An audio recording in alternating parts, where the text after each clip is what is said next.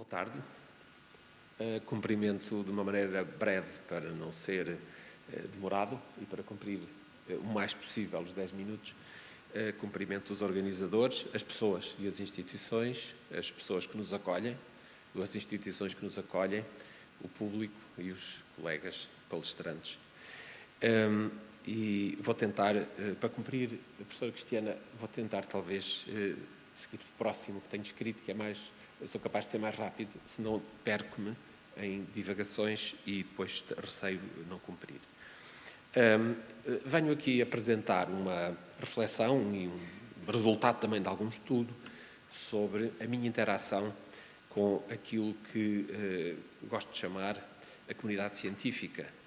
A comunidade científica mundial é um exemplo de uma expressão da nossa cultura muito curioso, é talvez uma das áreas da nossa cultura em que a globalização estará mais estabelecida e funciona de uma maneira muito interativa e cooperativa, mas também com linhas de tensão e com algumas disfunções. E, portanto, a minha análise é uma análise que procura falar das virtudes, mas também falar das contravirtudes e das disfunções que nós observamos. E vou fazer isso olhando para o funcionamento desta comunidade científica no seu processo, no seu labor de criação de um ativo humano, que é o conhecimento científico, que é um ativo da humanidade, que é colocado ao serviço da humanidade e que nós esperamos que sirva, que seja útil a outros. E esse funcionamento, portanto, eu vou olhar para esse funcionamento da comunidade científica, olhando naturalmente para as áreas que conheço e provavelmente em algumas outras áreas que domino menos, poderá haver um funcionamento um pouco diferente. E vou olhar de vários pontos de vista. Vou começar por olhar para esta atividade enquanto indústria, enquanto atividade económica, enquanto algo que resulta em um ganho económico do seu labor. Quem são os interlocutores desta indústria, os agentes económicos, digamos assim? Temos os financiadores, as entidades, portanto, que financiam a investigação, onde se incluem naturalmente os diferentes organismos do Estado, as fundações, as empresas privadas. Esse financiamento expressa-se de muitas maneiras, salários, bolsas, atividades, equipamentos, etc. E existe, muitas vezes, uma pressão por parte de quem financia, quer seja empresa privada, quer sejam entidades públicas, de que a investigação que se candidata a obter financiamento responda a políticas públicas, eventualmente, ou a interesses privados. Isso, recentemente, nos últimos, eu diria, desde 2015, tem sido crescente essa solicitação no pedido que nos fazem, que nos projetos de investigação indiquemos quais são os objetivos de desenvolvimento sustentável que estamos a atender com o nosso projeto. E isso tem peso, essa indicação tem peso na decisão de financiamento. E, portanto, temos estas entidades, temos os autores, depois, que vão procurar fazer a investigação financiada, preferencialmente, e, finalmente, vão escrever os manuscritos que reportam essa investigação. Encaminham esses manuscritos para as editoras e as editoras solicitam aos comitês editoriais que se pronunciem a respeito de publicamos ou não publicamos. Por sua vez, os comitês editoriais vão consultar os referees, os avaliadores, que depois de lerem o manuscrito, supostamente, vão emitir um parecer e, se tudo correr bem, esse parecer poderá ser favorável, mesmo que ao fim de algumas revisões. E, finalmente, o autor consegue fazer essa coisa extraordinária que é ter o seu texto, ter o seu trabalho a ser útil aos outros e, portanto, publicado. E, portanto, é uma coisa impressionante que nesta área onde trabalhamos, nós fazemos muito para que o nosso trabalho seja visto e reconhecido por outros e útil para eles, para poderem citar e para isso também trazer algum tipo de reconhecimento para nós. É claro que depois de publicado, se for um acesso aberto, portanto, uma investigação que inclua financiamento de publicação, vai estar disponível para qualquer leitor e, se for de acesso pago, temos então uma situação em que o leitor paga, a não ser que pertença a uma instituição que compre, digamos, o acesso, perdoem a expressão, que compre por atacado e que depois, com as credenciais que temos da instituição, temos acesso àqueles trabalhos publicados. Mas falta ainda aqui agora um interlocutor muito importante, que são os indexadores, ou seja, a organização ou as organizações que se especializou a classificar peças bibliográficas e a avaliar quer as peças bibliográficas, quer as revistas que as publicam, quer os próprios cientistas, através das tão famosas métricas científicas. Os fatores de impacto, o H-index, os quartis, entre outros. Na base dessas múltiplas métricas estão, acima de tudo, variáveis ligadas ao número de vezes que a peça, a revista ou mesmo a editora foi citada por outros. Quais as linhas de tensão que destaco neste processo, relativamente à sua componente económica, enquanto indústria? Existem 3 interlocutores muito poderosos que condicionam fortemente a atividade daqueles que produzem ciência, nomeadamente os indexadores, Clarivate, por exemplo, os editores e os financiadores. O poder desses agentes é muito elevado e é um poderoso condicionador político da atividade científica, tornando-a muito menos isenta e muito menos livre do que à partida pareceria. Esse poder não decorre da sua competência científica superlativa, mas de se terem colocado no meio das interações, numa posição privilegiada de controlo, extraindo dessa posição mais-valias financeiras de grande monta. A oportunidade foi especialmente exacerbada com o elevado estado de globalização a que a comunidade científica já chegou, facilitada pelas tecnologias de informação e de comunicação. Como tornar esta atividade económica mais justa e mais subjugada ao conhecimento em vez de determinante do conhecimento? Esse é um desafio que exige, provavelmente, múltiplas respostas. Este tempo que vivemos tem sido pródigo em demonstrar que os agentes que se sabem colocar estrategicamente no centro de produtores de valor, nos mais diversos setores de atividade, prosperam e muitas vezes às expensas desses produtores de valor. Pensemos na expressão já usada na literatura económica de uberização dos setores de atividade, na economia centrada nas plataformas digitais.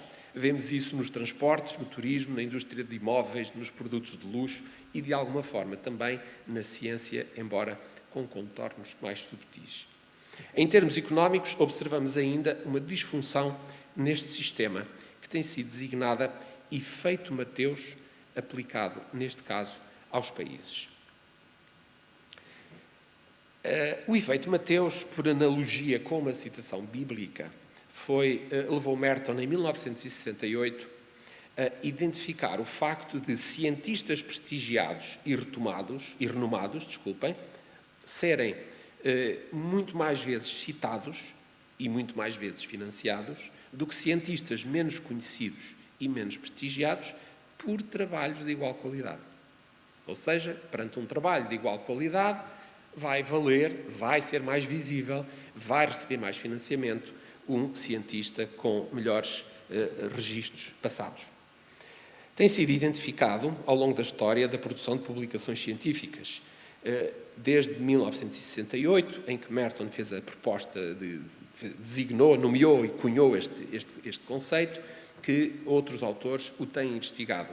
E o mesmo se observa em relação ao prestígio das revistas académicas, isto é, trabalho de igual qualidade é mais citado quando publicado numa revista com melhores indicadores cienciométricos do que publicado numa revista com piores indicadores.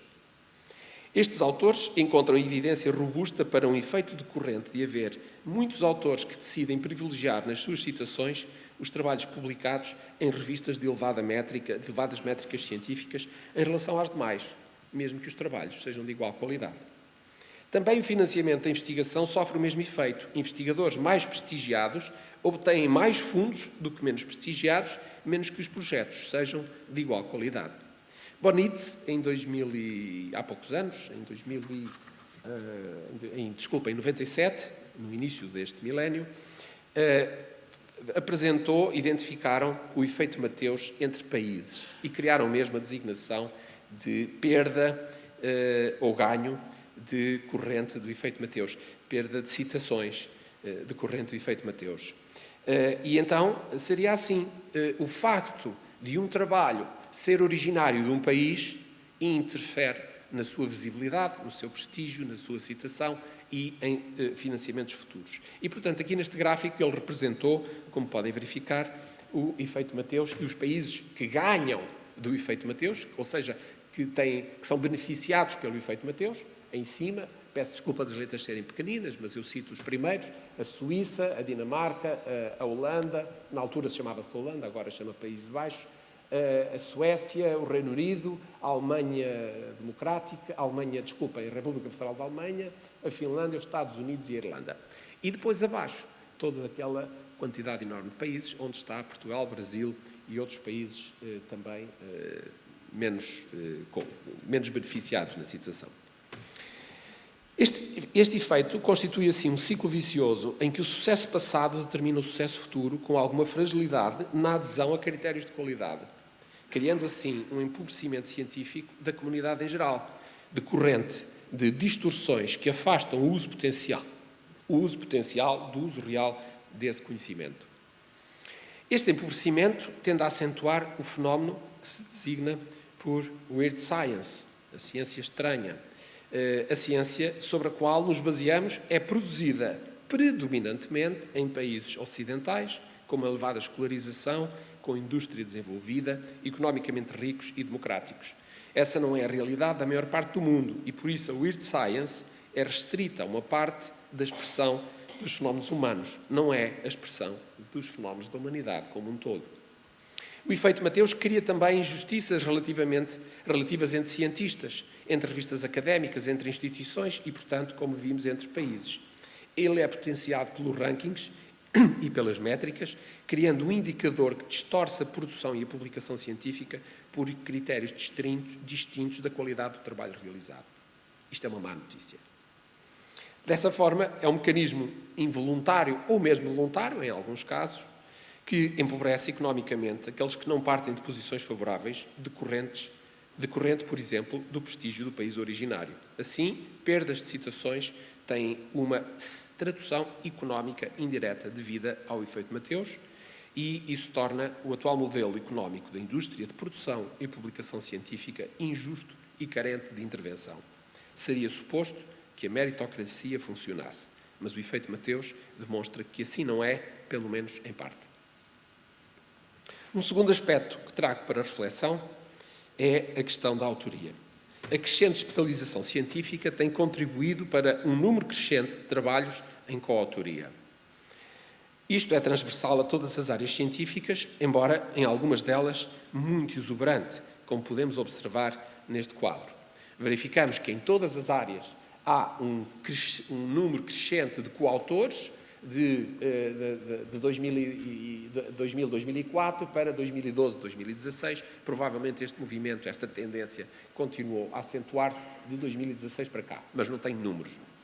E verificamos até que algumas áreas têm números extraordinários a que não estamos habituados, como, por exemplo, a física de partículas, que tem, em média, por exemplo, na Rússia, 300 e tal autores, em média, por peça bibliográfica.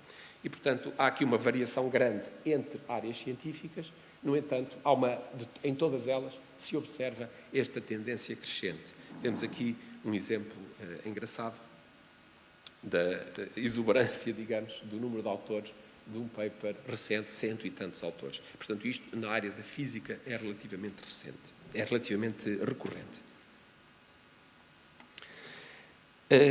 Estas coautorias expressam interdependência entre cientistas e especializam-se crescentemente e necessitam de equipas para produzir conhecimento novo. E, portanto, a ideia de autoria tem-se transformado um pouco no sentido de fazer parte. Fazer parte de quê? Fazer parte de equipas cooperativas que trabalham juntas para a produção de conhecimento. Para evitar, ou pelo menos minimizar, coautorias que sejam ilegítimas ou por conveniência, algumas revistas têm adotado um sistema, o chamado sistema Credit, que é o sistema de taxonomia, uma taxonomia de papéis de contribuição, seria as iniciais CRT. E esta taxonomia hoje já é adotada por muitas revistas. Isto é, em vez de darmos a lista de autores, dizemos qual foi o papel que cada autor, que cada contribuidor teve no paper que foi submetido. E assim, isto permite, este sistema permite transitarmos de uma lógica da autoria para a lógica da contribuição, fortalecendo as bases do trabalho em equipa, as possibilidades do uso de metadados, facilitando o acesso às especialidades dos vários autores e torna também mais fácil o reconhecimento e o acordo a respeito das contribuições, em vez da simples indicação ordenada da autoria, tantas vezes gera disputas pouco produtivas entre os diversos autores. Esta transformação pode facilitar a transparência e facilitar o trabalho em equipa, em que é fundamental desenvolver aquilo que Levy chamou a memória transativa. A memória transativa consiste na criação de uma espécie de memória coletiva das equipes colaborativas, nomeadamente as equipes que produzem conhecimento, que seria o que eu sei, a memória transativa é o que eu sei e o que eu sei que os outros sabem e, portanto, posso recorrer a eles de uma maneira confiável para aumentar o meu conhecimento. A especialização crescente e a importância da interdisciplinaridade beneficiam muito destas tecnologias de comunicação e informação, tornando cada vez mais importante na comunidade científica mundial estar integrado em redes de cooperação para a criação de conhecimento. Eu prevejo que isto se torne mais importante e, portanto, que seja cada vez mais importante a equipa a que se pertence, a equipa de que se faz parte. E, talvez, em algumas áreas, pelo menos, menos importante, o conceito e a noção de autoria. Um terceiro aspecto que trago para reflexão é a questão do crescimento, volume da informação existente. O crescimento da informação científica no mundo é, de facto, espantoso, é exponencial, não há adjetivos que o classifiquem, visto que a comunidade mundial trabalha cooperativamente e também competitivamente, o crescimento da publicação impacta todo o mundo e este crescimento tem sido de tal ordem que na área das ciências sociais deixou de ser possível abranger conhecimento existente sobre o tópico em que se trabalha, sendo indispensável a existência de sínteses de conhecimento que nos permitam aceder sem, obrigatoriamente, ler todos os estudos primários que foram publicados, mas, pelo contrário, lendo revisões de literatura. E o desenvolvimento dos protocolos de revisão de literatura tem sido assinalável. Então, nós temos aqui um gráfico que representa, até recentemente, o crescimento da publicação científica e os protocolos de revisão, agora, aqui nesta imagem, aqueles que, na minha experiência, são mais recorrentemente utilizadas, as expressões. Hoje existem inúmeras designações tipificando diferentes formas de rever a literatura e o crescimento é realmente estrondoso. A título de exemplo, e agora é uma experiência minha, recentemente, para uma das disciplinas do doutoramento, fiz uma pesquisa do que foi publicado entre janeiro e meados de março sobre empreendedorismo e encontrei apenas 16 revisões de literatura. Portanto, em 2 meses e meio, só revisões de literatura foram 16 sobre empreendedorismo. E eu fiz utilizei uma expressão booleana bastante restritiva, existindo provavelmente outras revisões que escaparam, dada o caráter restritivo que utilizei a expressão booleana, que tinha que incluir família da palavra empreendedor e família das palavras revisão de literatura no título.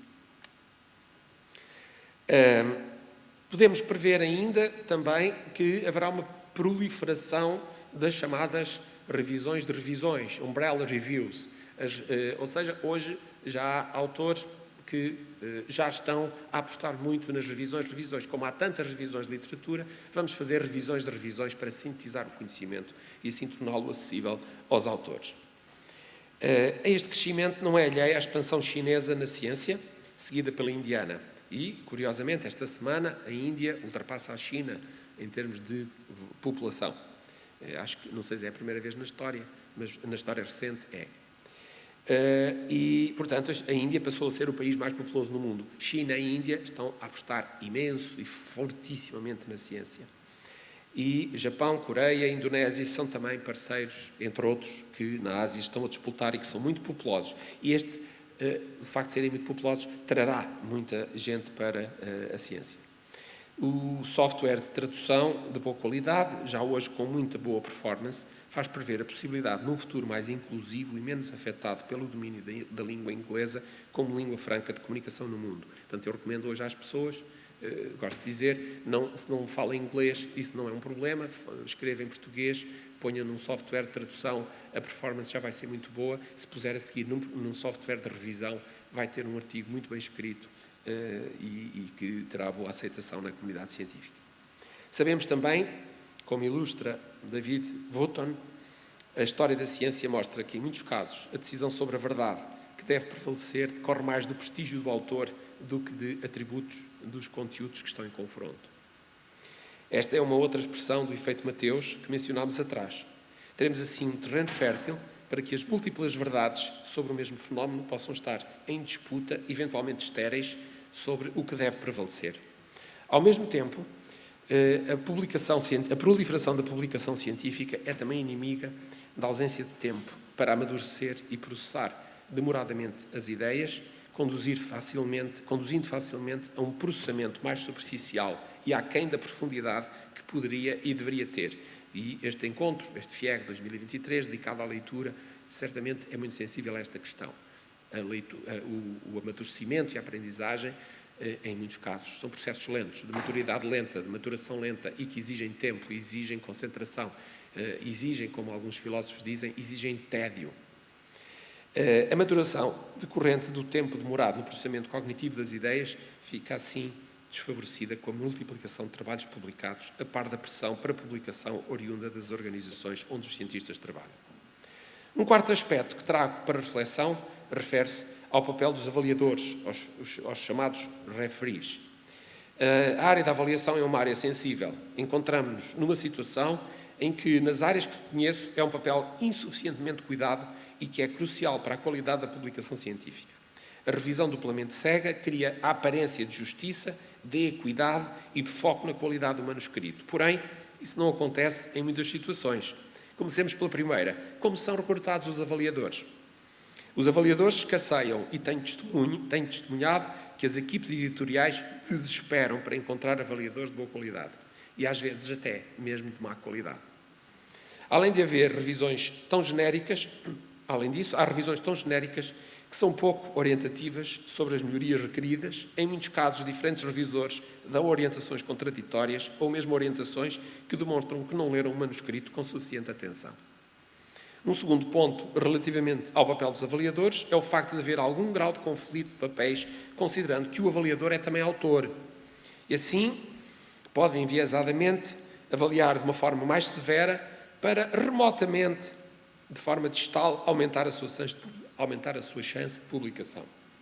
Finalmente, a quase invisibilidade e relativa irrelevância, por ausência de reconhecimento do papel do avaliador, torna a tarefa, que é tão importante, relativamente desprezada, e assim este aspecto é crucial que seja transformado.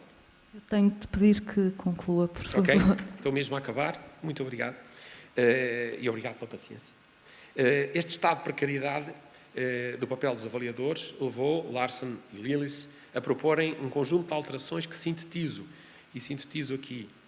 Primeiro, a criação de um comitê cuja função seja assegurar que as políticas editoriais são cumpridas em cada manuscrito e em cada edição da revista, com total transparência sobre os processos. A formação para os revisores dos manuscritos. E a estas propostas acrescento a importância de qualificar, conhecer e profissionalizar o trabalho dos revisores e a automatização dos trabalhos de revisão naquilo que ele for automatizável. Estou mesmo a acabar. Enfim, face a estes desenvolvimentos que têm ocorrido, alguns passos têm sido dados, entre os quais os que aqui identifiquei. Porém, um largo caminho é importante percorrer no sentido de melhorar os processos de produção e publicação de conhecimento. Além dos já mencionados, é importante referir o que a Clarivate, há uns meses atrás, emitiu numa nota de imprensa, aqui com o seguinte conteúdo. Reparem nisto. Inclusão na coleção principal de 9.000 revistas académicas, mais de 3.000 editoras, muitas das quais de pequenas editoras dos países em desenvolvimento e que terão fator de impacto pela primeira vez. O aumento de 8% de revistas académicas em Gold Open Access como fator de impacto e um mínimo de 5% de revistas académicas do Sul global com fator de impacto. Mas muitos dos problemas enumerados aqui, mesmo com algumas destas medidas, tenderão a tornar-se mais exuberantes, levando provavelmente, num prazo não muito longo, a alterações significativas na lógica e nas orientações de produção e da publicação científica no mundo. Muito obrigado pela paciência. Obrigada.